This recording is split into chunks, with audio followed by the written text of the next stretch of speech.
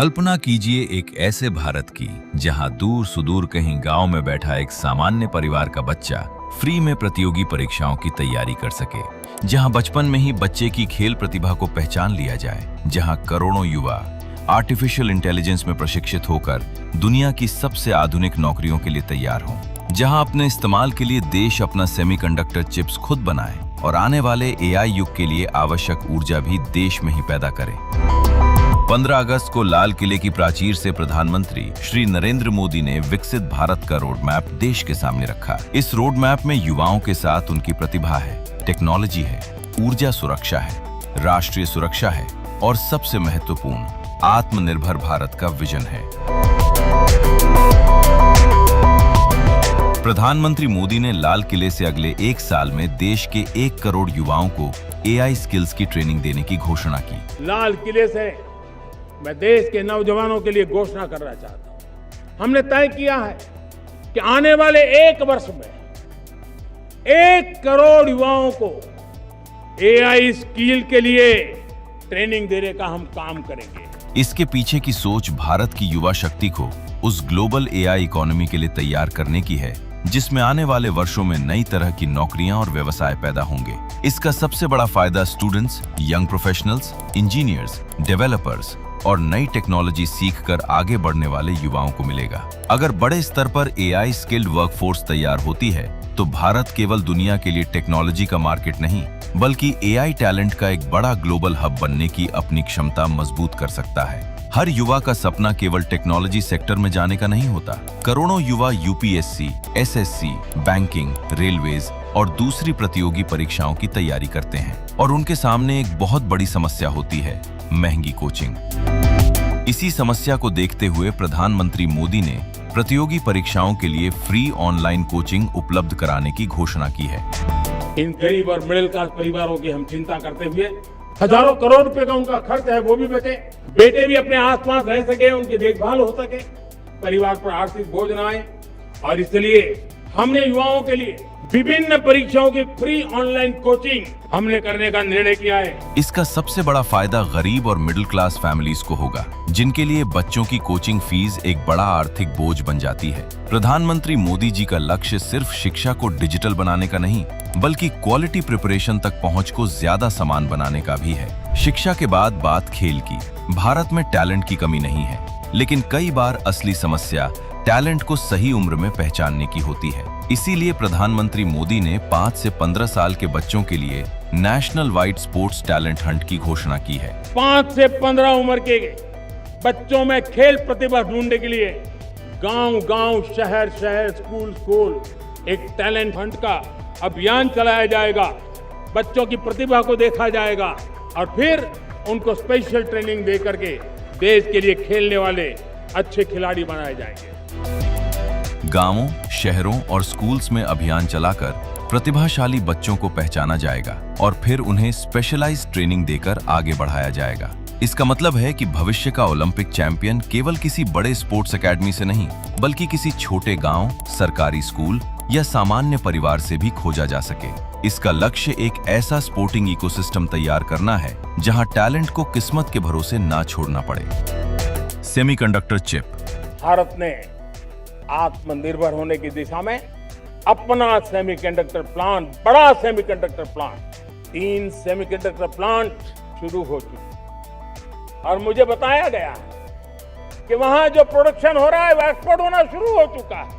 और मैं देशवासियों को कहना चाहता हूं आने वाले 7-8 वर्ष में और 5, 7 या 8 सेमीकंडक्टर प्लांट बहुत ही जल्द शुरू होने वाले। आने वाली दुनिया टेक्नोलॉजी पर चलेगी और टेक्नोलॉजी का दिल है सेमीकंडक्टर चिप। मोबाइल से लेकर कार तक, डिफेंस सिस्टम से लेकर एआई डेटा सेंटर्स तक, आधुनिक अर्थव्यवस्था सेमीकंडक्टर के बिना नहीं चल सकती। देश में 3 सेमीकंडक्टर प्लांट्स शुरू हो चुके हैं और इनसे प्रोडक्शन का एक्सपोर्ट भी शुरू हो चुका है। आने वाले 7 से 8 वर्षों में 5 से 8 और सेमीकंडक्टर प्लांट्स स्थापित किए जाएंगे। इसका असर केवल चिप इंडस्ट्री तक सीमित नहीं रहेगा। सेमीकंडक्टर इकोसिस्टम के साथ manufacturing, electronics, engineering, research, supply chains और हाई स्किल एम्प्लॉयमेंट के नए अवसर भी पैदा होंगे। जिस टेक्नोलॉजी पर डिजिटल इकोनॉमी चलती है उसके सबसे महत्वपूर्ण कंपोनेंट के लिए भारत की बाहरी निर्भरता जितनी कम होगी, उतनी ही हमारी टेक्नोलॉजिकल और इकोनॉमिक सिक्योरिटी मजबूत होगी। देश में जब मैन्युफैक्चरिंग, एआई और डेटा सेंटर्स और डिजिटल इंफ्रास्ट्रक्चर बढ़ेंगे, तो पावर डिमांड भी बढ़ेगी। और यहीं प्रधानमंत्री मोदी के विजन का अगला हिस्सा आता है, न्यूक्लियर एनर्जी।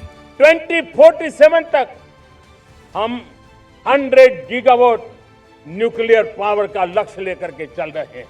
इसी एक दशक में हम 5 नए न्यूक्लियर रिएक्टर शुरू करने का लक्ष्य लेकर के चल रहे हैं। भारत ने 2047 तक 100 गीगावाट न्यूक्लियर पावर कैपेसिटी हासिल करने का लक्ष्य रखा है। साथ ही इसी दशक में 5 नए न्यूक्लियर रिएक्टर शुरू करने का लक्ष्य रखा गया है। न्यूक्लियर एनर्जी बड़े स्तर पर लगातार बिजली उपलब्ध कराने वाला लो कार्बन सोर्स है। इसलिए 100 गीगावाट का लक्ष्य केवल बिजली उत्पादन का आंकड़ा नहीं है, ये एनर्जी सिक्योरिटी, इंडस्ट्रियल ग्रोथ और कम कार्बन वाली अर्थव्यवस्था से जुड़ा हुआ लक्ष्य है।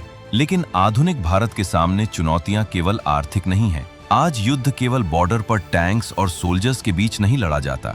Refineries, banking systems, data centres, factories और क्रिटिकल इंफ्रास्ट्रक्चर भी किसी संकट या संघर्ष में निशाना बन सकते हैं। इसीलिए प्रधानमंत्री ने देश में एक वाइब्रेंट सिविल डिफेंस नेटवर्क तैयार करने की घोषणा की। मैं आज लाल किले से घोषणा कर रहा हूं कि हम आने वाले दिनों में सिविल डिफेंस का एक वाइब्रेंट नेटवर्क खड़ा करेंगे। आधुनिक व्यवस्थाओं से उनको परिचित कराएंगे। आधुनिक संकटों से नागरिकों को रक्षा करने की क्या व्यवस्था हो सकती है, एक बहुत बड़ा वॉलंटरी फोर्स सिविल डिफेंस का आधुनिक चुनौतियों को पार करने वाला हम बनाने वाले हैं। पुराने दौर की सिविल डिफेंस व्यवस्था को आधुनिक चुनौतियों के अनुसार अपडेट किया जाएगा। नागरिकों को मॉडर्न सिस्टम से परिचित कराया जाएगा और एक बड़ा वॉलंटरी सिविल डिफेंस फोर्स तैयार करने का लक्ष्य रखा गया है। इसका सीधा उद्देश्य है किसी बड़े संकट, आपदा या आधुनिक सुरक्षा चुनौती के समय केवल सरकारी एजेंसीज ही नहीं, बल्कि ट्रेन्ड सिटीजन्स और ऑर्गेनाइज्ड सिविल डिफेंस नेटवर्क भी देश की रेजिलियंस बढ़ाने में भूमिका निभा सकें। 3 करोड़ बहनों को हमने लखपति दीदी बनाने का लक्ष्य तय किया था, उसको पार कर लिया। अब हम 6 करोड़ लखपति दीदी बनाने के लक्ष्य को लेकर के आगे बढ़ रहे हैं। Women empowerment. देश पहले 3 करोड़ लखपति दीदीज बनाने के लक्ष्य के साथ आगे बढ़ा था। आज भारत ये लक्ष्य पार कर चुका है और अब भारत 6 करोड़ लखपति दीदीज के लक्ष्य की ओर आगे बढ़ेगा। यानी 3 करोड़ और महिलाओं को उस आर्थिक स्तर तक पहुंचाने का लक्ष्य जहां उनकी वार्षिक घरेलू आय 1 लाख रुपए या उससे अधिक हो। जब गांव की महिला सेल्फ हेल्प ग्रुप, छोटे कारोबार, कृषि आधारित गतिविधियों या दूसरे लाइवलीहुड अपॉर्चुनिटीज के जरिए अपनी आय बढ़ाती है, तो उसका असर केवल उस महिला पर नहीं पड़ता। परिवार की आर्थिक स्थिति, बच्चों की पढ़ाई, स्वास्थ्य और स्थानीय अर्थव्यवस्था तक उसका प्रभाव पहुंचता है। इसलिए 6 करोड़ लखपति दीदी का लक्ष्य सिर्फ विमेन एम्पावरमेंट की कहानी नहीं है, ये women lead rural economic transformation का विजन है। लेकिन इन्हें एक साथ जोड़िए। 1 करोड़ एआई स्किल्ड युवा भविष्य की टेक्नोलॉजी वर्कफोर्स तैयार करेंगे। फ्री ऑनलाइन कोचिंग अवसरों तक पहुंच बढ़ाने का प्रयास करेगी। स्पोर्ट्स टैलेंट हंट भविष्य के चैंपियंस खोजेगी। Semiconductor plants technological self reliance मजबूत करेंगे। 100 गीगावाट न्यूक्लियर एनर्जी भविष्य की इकोनॉमी की एनर्जी रिक्वायरमेंट को सपोर्ट करने का लक्ष्य रखती है। मॉडर्न सिविल डिफेंस नेटवर्क देश को नई तरह की सिक्योरिटी चैलेंजेस के लिए तैयार करेगा। और 6 करोड़ लखपति दीदी ग्रामीण अर्थव्यवस्था में महिलाओं की आर्थिक भूमिका को और मजबूत करने का लक्ष्य रखती हैं। यही प्रधानमंत्री श्री नरेंद्र मोदी के विकसित भारत के विजन की बड़ी तस्वीर है।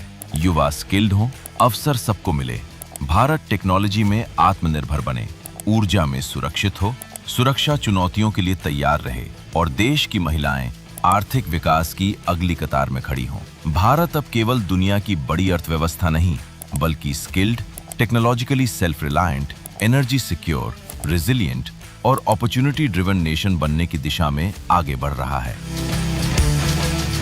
मोदी जी द्वारा लाल किले से की गई ये घोषणाएं केवल आने वाले 1-2 वर्षों की योजनाओं तक सीमित नहीं हैं। ये घोषणाएं 2047 में विकसित भारत के लक्ष्य को पूरा करने की नींव है।